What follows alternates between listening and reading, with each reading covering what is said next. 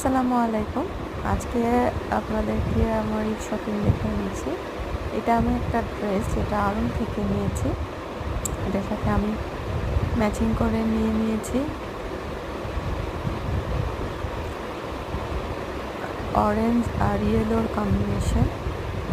এর সাথে আমি ম্যাচিং করে নিয়েছি এই জুতাটা গোল্ডেন কালার। এরপরে এর সাথে নিয়েছি এই হিজাবটা।